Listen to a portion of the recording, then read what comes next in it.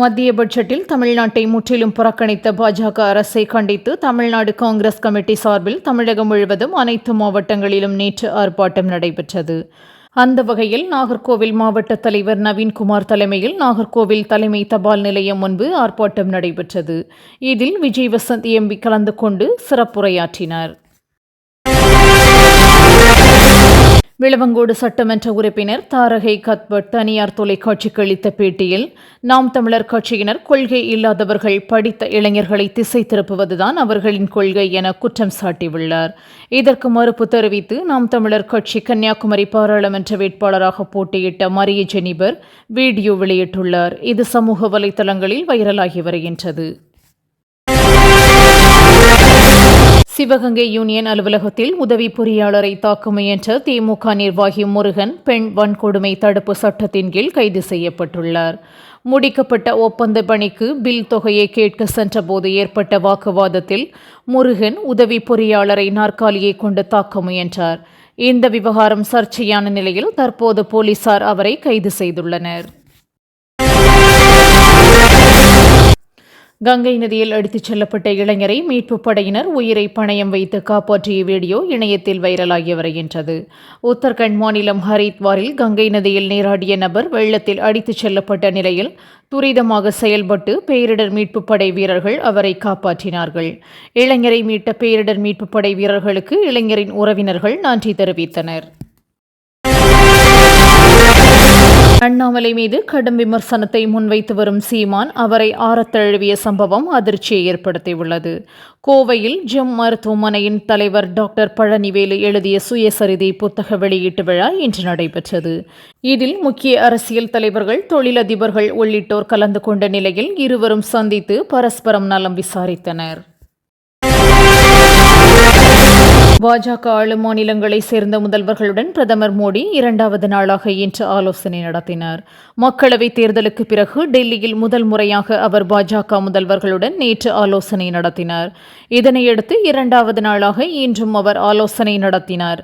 இக்கூட்டத்தில் பாஜக மூத்த தலைவர்கள் அமித்ஷா, ராஜ்நாத் சிங், ஜே.பி. நட்டா ஆகியோரும் கலந்து கொண்டனர். தமிழ் ராக்கர்ஸ் தளத்தின் முக்கிய அட்மின் ஸ்டீபன் ராஜை திருவனந்தபுரத்தில் கேரள சைபர் கிரைம் போலீசார் கைது செய்துள்ளனர். மதுரையைச் சேர்ந்த அவர் கடந்த 1.5 ஆண்டுகளாக ஒரு படத்திற்கு ரூபாய் 5000 கமிஷன் பெற்றுக்கொண்டு செயல்பட்டு வந்துள்ளார். அத்துடன் புதிய படங்களின் முதல் நாள் காட்சியிலேயே சிறிய கேமரா வைத்து வீடியோ எடுத்து அதனை இணையதளத்தில் பதிவேற்றம் செய்து வந்ததும் விசாரணையில் தெரியவந்துள்ளது. மத்திய பிரதேசத்தில் கனமழையால் தண்ணீரில் மூழ்கிய தண்டவாளத்தில் ரயில்வே ஊழியர்களின் உதவியுடன் ரயில் இயக்கப்பட்டுள்ளது. கடந்த சில நாட்களாக மாநிலம் முழுவதும் கனமழை பெய்து வரும் சூழலில் சில இடங்களில் ரயில் தண்டவாளங்கள் நீரில் மூழ்கியுள்ளன. இதனால் பயணிகளின் பாதுகாப்பை உறுதி செய்யும் வகையில் தண்ணீர் தேங்கியுள்ள இடங்களில் ஊழியர்களின் உதவியுடன் ரயில் மெதுவாக இயக்கப்பட்டது. காதி விற்பனை முன் எப்போதும் இல்லாத வகையில் 400% உயர்ந்துள்ளதாக மன் கி பாத் உரையில் பிரதமர் மோடி பெருமிதம் தெரிவித்துள்ளார். ஆகஸ்ட் 7ஆம் தேதி தேசிய கைத்தறி தினம் கொண்டாடப்படவுள்ள நிலையில் காதி மூலம் வரும் வருவாய் 1.5 லட்சம் கோடியை தாண்டி உள்ளது என்றார். மேலும் அதிகரித்து வரும் காதி கைத்தறி விற்பனை புதிய வேலைவாய்ப்புகளையும் உருவாக்கி வருவதாகவும் அவர் பெருமிதம் தெரிவித்துள்ளார். ஹரியானா சட்டப்பேரவைத் தேர்தலில் பாஜகவை ஒரு தொகுதியில் கூட வெற்றி பெறவிடக்கூடாது என்று சுனிதா கெஜ்ரிவால் வலியுறுத்தியுள்ளார். நாட்டின் அரசியலை மாற்றிய ஹரியானாவின் மகனான அரவிந்த் கெஜ்ரிவாலை அரசியல் காழ்ப்புணர்ச்சியால் பிரதமர் மோடி சிறையில் அடைத்துள்ளதாக குற்றம் சாட்டிய அவர், டெல்லி மற்றும் பஞ்சாபில் ஏற்பட்ட வளர்ச்சியும் மாற்றமும் ஹரியானாவில் உருவாவதை தடுக்க பாஜக சதி செய்துள்ளதாக தெரிவித்துள்ளார். 10 ஆண்டுகால பாஜக ஆட்சியில் தமிழகத்திற்கு ரூபாய் 16 லட்சம் கோடி ஒதுக்கப்பட்டுள்ளதாக மத்திய இணையமைச்சர் எல். முருகன் தெரிவித்துள்ளார். ஒட்டுமொத்த நாட்டுக்கான மத்திய பட்ஜெட்டில் தமிழ்நாடு என்ற பெயரை குறிப்பிடாததால் பட்ஜெட்டில் தமிழகத்திற்கு எந்த திட்டமும் இல்லை என்று சொல்ல முடியாது என கூறிய அவர், நாட்டிலேயே தமிழக பெண்கள்தான் அதிக எண்ணிக்கையில் முத்ரா திட்டத்தில் பயன்பெற்றுள்ளதாக கூறியுள்ளார். மகளிர் துப்பாக்கி சுடுதல் போட்டியில் வெண்கலப் பதக்கம் வென்ற மனு பாக்கருக்கு பிரதமர் மோடி வாழ்த்து தெரிவித்துள்ளார். பாரிஸ் ஒலிம்பிக் போட்டியில் மனு பாக்கர் வரலாற்று பதக்கத்தை வென்றுள்ளதாக பாராட்டியுள்ள அவர் இந்த சாதனையை எளிதில் நம்ப முடியவில்லை என்று வாழ்த்தியுள்ளார். ஒலிம்பிக்ஸில் மகளிர் துப்பாக்கி சுடுதல் போட்டியில் முதல் பதக்கம் பெற்ற இந்திய வீராங்கனை என்ற சாதனையை அவர் படைத்துள்ளார்.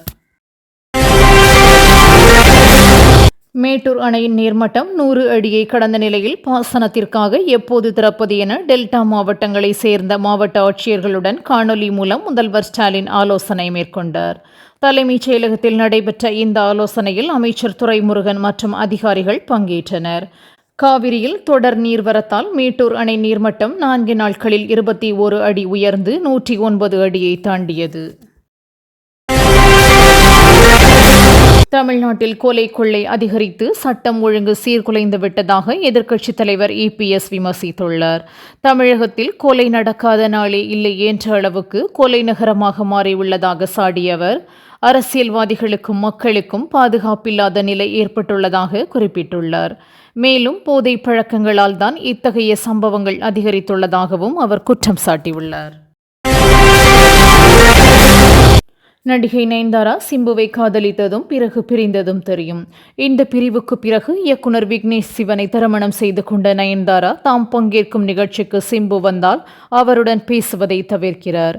அண்மையில் நிகழ்ச்சி ஒன்றில் நயன் கலந்து கொண்டபோது சிம்பு அருகில் வந்து அமர்ந்ததாகவும் இதனால் சில நிமிடங்களில் நயன் சத்தமின்றி வெளியேறிவிட்டதாகவும் கூறப்படுகிறது. நடிகர் விஜய் தன்னை அழைத்தால் தமிழக வெற்றிக் கழகத்தில் சேர தயாராக உள்ளதாக இயக்குனர் அமீர் தெரிவித்துள்ளார். நெருக்கடி காரணமாக அரசியலுக்கு நிச்சயம் வரவுள்ளதாகவும் விஜய் சீமானுடன் இணைந்து பணியாற்ற தயாராக உள்ளதாகவும் குறிப்பிட்டுள்ளார்.